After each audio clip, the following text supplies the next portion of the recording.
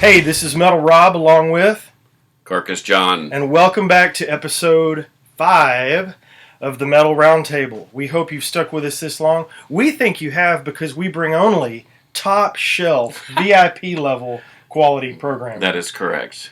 All right, well, we want to start with a couple of shout outs today, and I am stoked because I got this in the mail yesterday from the band Dagon. Check them out on Facebook. They just did a successful campaign to launch their newest album, which is called Back to the Sea.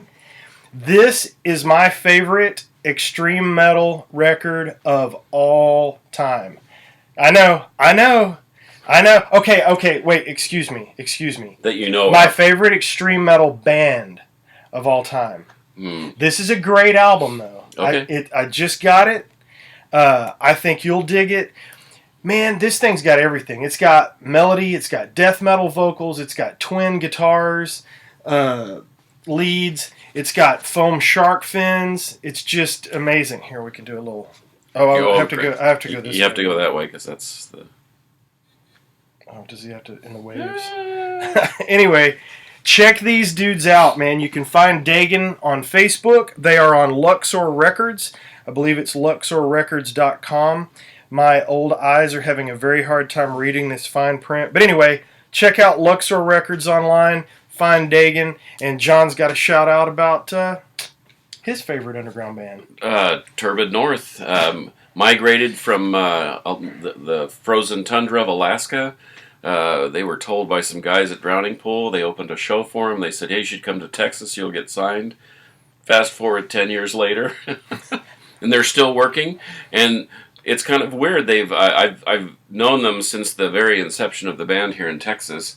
And they just released Eyes Alive, which is a killer record. And talk about has something that has the extreme highs and lows, mix Malevolent Creation with Pink Floyd, and you have this weird juxtaposition that sounds kind of cool. But ironically, their first demo and album sounded a lot like PanterA, and we sort of talked about PanterA at the end of our last episode, and so that was a huge influence from them. But if you listen to their first album compared to Eyes Alive, you would say, wait a minute, that sounds like a band that's progressed quite a bit from the PanterA knockoff thing. That album definitely sounds to me like if Pink Floyd made a death metal record. There you go. That's exactly what it sounds to me like. So, PanterA band, huh?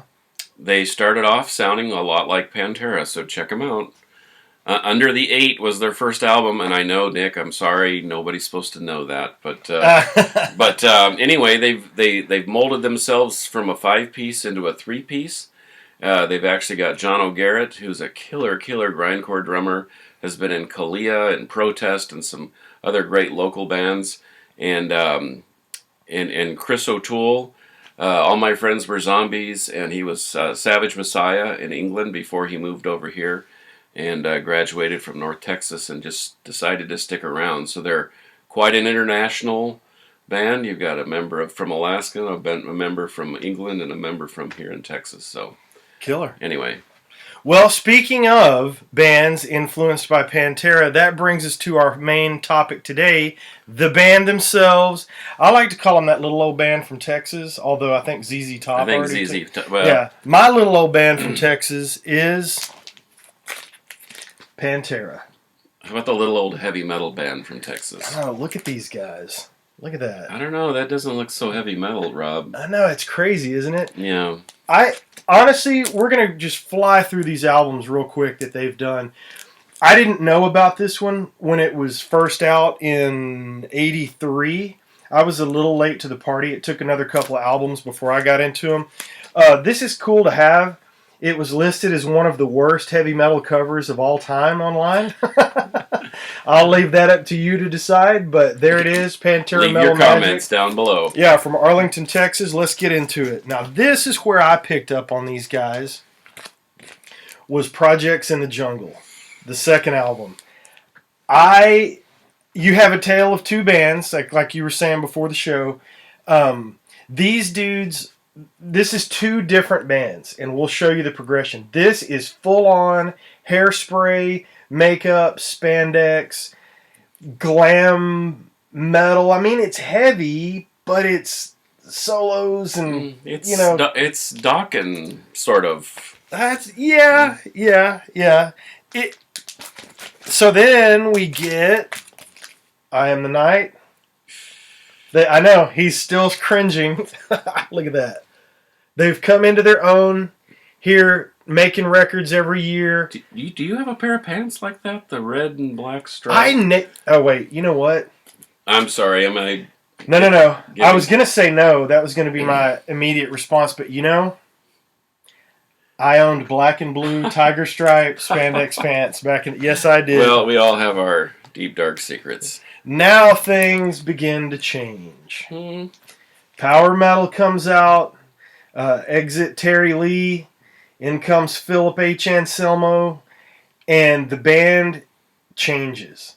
It's a little heavier. It's a little darker. This is my favorite PanterA record of all of them. I love this. I saw them 2 or 3 times on this tour at small clubs. I've got a bootleg from this tour, a live bootleg. There's stuff on YouTube you can find.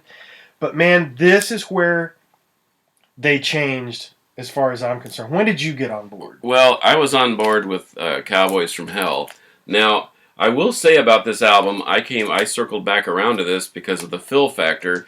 But isn't it interesting that they didn't change the core of the band, the 2 Abbott brothers and Rex, and they just interchanged these singers until they found the one that put them over the top, so to speak. And this is a real transition record. You get a little bit of that poser hair metal thing, and we know that Phil had a tremendous range back then, but then you could feel it starting to heavy up just quite a bit. Absolutely. So I can't argue with that. That's one of their better albums. I don't know if it's my favorite, but it's pretty darn close. Yeah, you could tell they were turning the corner on Down Below, Death Trap. Some of those songs were getting a little heavier, a little faster. I don't know about that last track, but oh well. They were still clinging to that. I saw them do that one live. They were still clinging to that hair metal thing. I have a picture of Daryl singing that song. Oh, gosh. Now, here we go. They get signed. Oh, is it glaring? There we go. Yep. Cowboys from Hell came out in 1990. I saw these guys still supporting power metal. I saw them live, and they played The Art of Shredding and something, and they didn't even have lyrics for the songs yet. They were Phil was up there sound checking, and they were making up words, just messing around. But the riffs were The Art of Shredding. I think it was The Sleep was the other song. And this, they said they were the kings of heavy metal. I argue against I think they just slayed whoever was there before and sat themselves on the throne. Yeah, this thing is just great. You still get a couple of slower songs. You still get some high Phil Anselmo vocal. But you also get a little bit of hardcore. You get a whole bunch of different stuff on here. Greatness. This was the springboard for what would happen. Well, and I think that it could be argued that between that and the next one, Vulgar Display of Power, that probably saved metal from completely going away. Oh, yeah. I mean, this became like a grunge version of power metal, and thank goodness that we had heavy music again. Yeah, think about what was going on in 1992 in music. Grunge had almost completely killed our music. That was what was so ironic about that one tour, is that Alice in Chains was opening for Slayer, Anthrax, and Megadeth, and yet they were the ones that were about ready to ruin the entire metal business. Yeah, and quote unquote. And not to go off on a huge tangent, but Alice in Chains was one of those bands. To me, I considered them a metal band. I just thought the way that they delivered the goods on those records, to me, especially on the first 2, that to me is a metal band. I hear the grunge thing a little bit, but I felt like they were kind of lumped in with that. love Alice in Chains. And in fact, the way I found out about Facelift was at this tour in Dallas at the Arcadia Theater. They were playing it between sets. Yeah. And I thought it was great. And once again, leave your comments. What do you think about that? I can't totally disagree with you. I don't think they were a straight up grunge band, and they had some metal aspects, and I think that's why they were invited on that tour. Yeah, I agree. So I'm going to cover this one up a little bit. It's the original cover. I forgot they reissued it that way. This is Far Beyond Driven. Sorry, guys, I'm going to do the responsible thing and cover up the artwork, but this thing is brutal. Absolutely. And this is probably where you gained interest more, and this is where I started falling off with it a little bit. Yeah. Well, that's a brutal, brutal record, and the subject matter is life-changing to some, and we're reading a heavy metal diary here, is what it is, and it's sad and scary and brutal. That's all I can say. Well, some of their best songs are on here. Becoming, 5 Minutes Alone, I'm Broken. Just fantastic. That's just a triple threat of greatness right there. Go. I was able to go back later and get into this more as I got into heavier, more extreme music. I started to get this more, but it still smelled like Aquanet around my house when this came out. So now, the Great Southern Trendkill. No, that's the record that sort of I had to swing back around on. I thought it was too noisy and too chaotic, and as I slowly someone was playing "Drag the Waters" and off that record, and I thought, what album is that on? And I had to go back and re-listen to it. And as I listened to it again, I sort of understood the transition that they were doing from Far Beyond Driven. But once again, another heavy metal diary, extreme subject matter, and a real window to what was happening in PanterA at the time. Agreed. This is the album that I know the least about. I've heard it many times. I would have to revisit it. There are actually songs on here that I recognize the names, but I couldn't tell you what song it is. This one just never caught me. Although Drag the Waters is on here, great. 13 Steps to Nowhere is a great song. Love the band. This is my least favorite of all their albums, and that includes the really super cheesy first one. This is my least favorite. Glad to have it in the collection. Now, my second favorite, and everybody will laugh at this, of all the PanterA records, yes, Vulgar Display, Cowboys, Power Metal, my second favorite record, Reinventing the Steel. I'm going to shock the world. I love that record. I absolutely love it. There's not a bad note on this album. Not at all. This is a perfect heavy metal album, start to finish. The band was just practically falling apart at this time, almost completely broken up. They were barely even in touch when they recorded this. Phil didn't even record vocals with them. No. But this album is absolutely a monster in my opinion.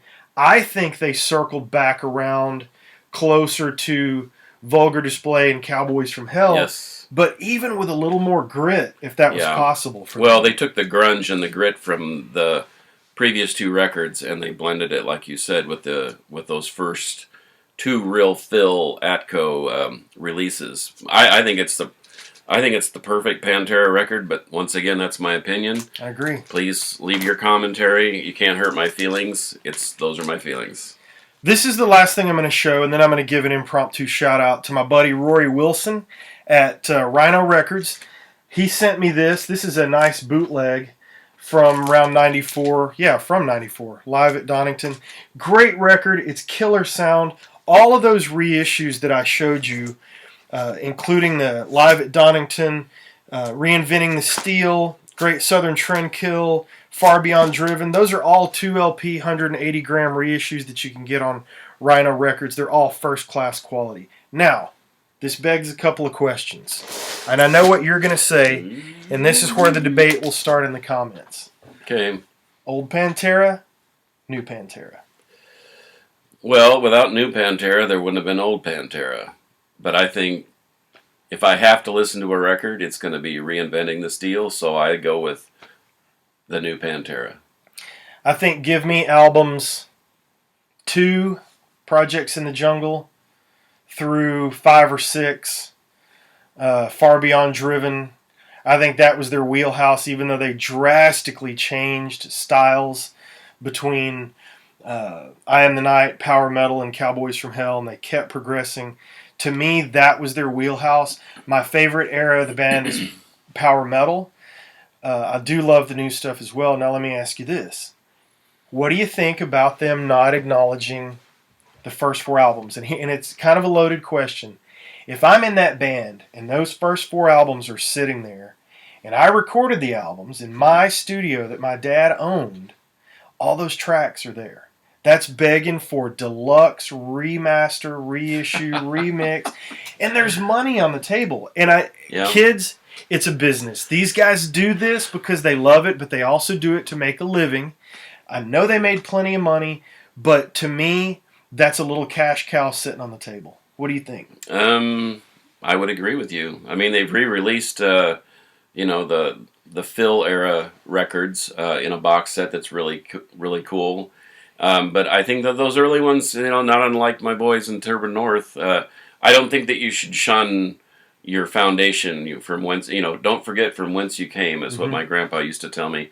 People that forget from where they come from are destined for failure because they don't remember, A, how hard it was, or B, how hard they had to work just to get that out. And it's a natural progression. So what if you change? So what if you sound different? So what if you add your 6th vocalist in 6 years? Yeah. You're trying to find what works, and they did. Yeah, it's the Deep Purple discussion that we had. It's the only guy in Deep Purple is the drummer. Yeah. The only one that's been there from day one, but they're Deep Purple. To me, even though they changed drastically, it's all PanterA. Now, we've talked about the records. Let's talk about the men in the band. I got grounded before I was able to see PanterA with Terry singing. I had one shot to do that when they played Denison, Texas. I was grounded for grades. Thank you, Dad. My dad did a great job raising me, took care of me, but he wore me out about my grades, and he was right, but I missed that. And all my friends came home talking about how amazing and energetic it was and just bigger than life, and they all brought guitar picks and signed pictures, and I missed it. I saw him later when Phil was in the band, and my experience with Phil was, this guy's a rock star. He was nice, but he was bigger than life. My experience mostly in meeting those guys was with Daryl. And I know you've got a lot to share about Daryl. I'll be really quick. I met Daryl 2 or 3 times in different situations, at some King's X shows mostly, and then playing a couple of shows on the Power Metal tour, and he was the nicest guy ever. Just the nicest guy ever. He'd always invite you to hang out. He would always listen to your story about PanterA, Met Rex a few years ago, also at a King's X show. Nicest dude ever. Got some cool pictures. He was just really down to earth. But you are the man with the connection to Daryl. Tell us about Daryl. Well, I knew of them, and then I met them through a guy that used to have a store in Carrollton, Texas, a northern suburb of Dallas, called the Rock Stop, and he introduced me. He said, "Yeah, I know this guy that it really is into Kiss," and I had just moved up here from Houston, and had stuff in boxes, and I needed the room, and so he introduced me, and what a super nice guy, smaller than I anticipated, because you think he's a huge rock star, and he was kind of a tiny guy, but super nice, paid with cash, was very gracious. I asked him to sign a few things for me, just kind of because he was there, and I never thought that, I just thought these were personal items for me. No pretense. And even when he was doing the side projects, which I didn't really care for, the damage plans and so forth, very gracious. What do you think? How do you like it? He was always concerned with how he sounded and how his playing was, and I never thought that he thought he was better than anybody. which was kind of an interesting thing for a guy that, I mean, you talk about a huge influence on the guitar world. And so the long and the short of it, and I know I don't want to drag this out too much, super good guy, very genuine, loved to have a good time. And you were gonna you had to watch your back pocket with him because you might get a bottle rocket shot from a Coke can or something.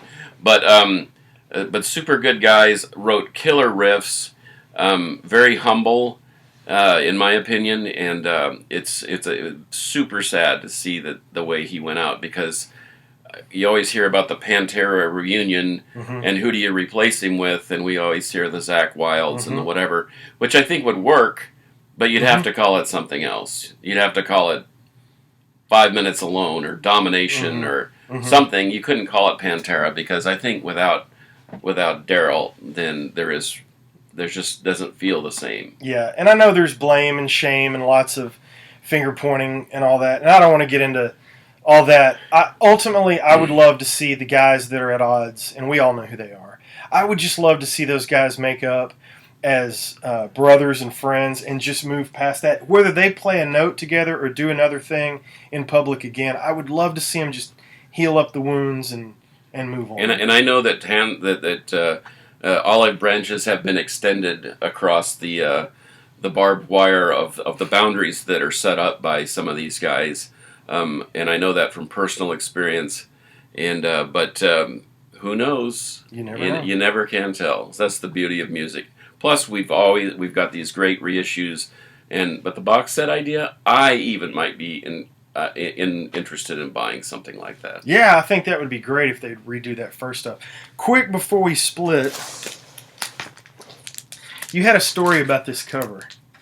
Do you want to name? You don't have to name names. No, I don't have to name names. Tell us how it went down. There was a certain guy that he never admitted to it, except every time we would ask. And in fact, Poser Mark is my backup.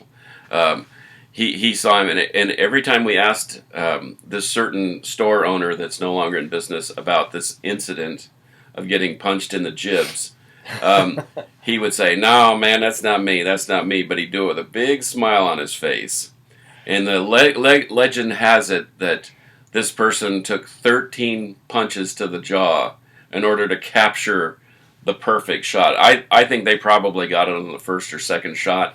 But knowing those guys like we do, they were just teeing off until this unnamed person who owned a business in Carrollton, Texas, wasn't able to probably stand anymore. Yeah, or $20 a pop. Or right? $20 a pop. Nice, good stories. Anyway, my interactions with the guys were always good. Not that I know them; I don't pretend to know them. Having met them, it was just it was always a super experience. My brother and I met him at a Metallica show one time, and my brother was wearing a beret or a beanie or something. I don't know, some sort of a skater hat. And Daryl and the rest of the guys were in the crowd. They were near us watching the show.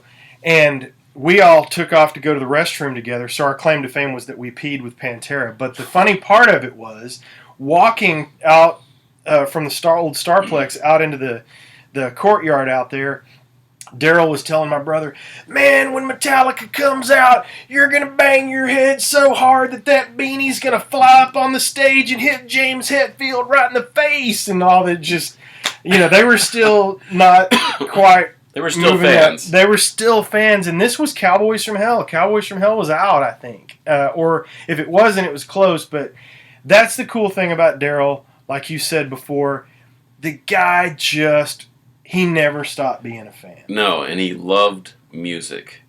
And I think that sometimes you see some of these dudes that are just going through the motions and they don't love what they're doing. And that dude loved every time he had a guitar in his hand. And every time he saw somebody else, like to your point, playing on stage that he dug, they're still fans. I think that's important. Now I'm going to out you a little bit because I know this, and I know you're just not thinking of it right now. You sold him a bunch of Kiss collectibles. How did that happen? Through this unnamed source at the rock that may or may not have been punched. That may or may not have been punched. And like I said, he was. It was an awesome experience. and I was happy that the thing about Kiss stuff is and we can go do a whole other show about that. But you want it to go to a good home. You don't want to just sell it to anybody. Right. And I knew it was going to a good home, so it was easier to get rid of, and plus it opened up some space in my 600 square foot apartment. Okay, so it was through the store guy that Daryl found. Oh, okay, okay. That's how I met I'm putting him. 2 and 2 together. You're telling the story, and I'm not. Because this unnamed person in the store had tons of kids. Gotcha. Yes. And but anyway. Okay. But maybe when Poser Mark comes up here, he can verify some of the facts. We'll get the Poser on one of these days. The Poser knows. Yeah. The dude knows. Unfortunately, he's like that gnarly little brother that you want to give him a noogie because he's just so obnoxious, but you can't get rid of him because he's your little brother. You love the guy. Yeah. So. All right, kids, fight it out in the comments. New PanterA versus old PanterA. Tell us about when you saw the band. Tell us what your favorite record is.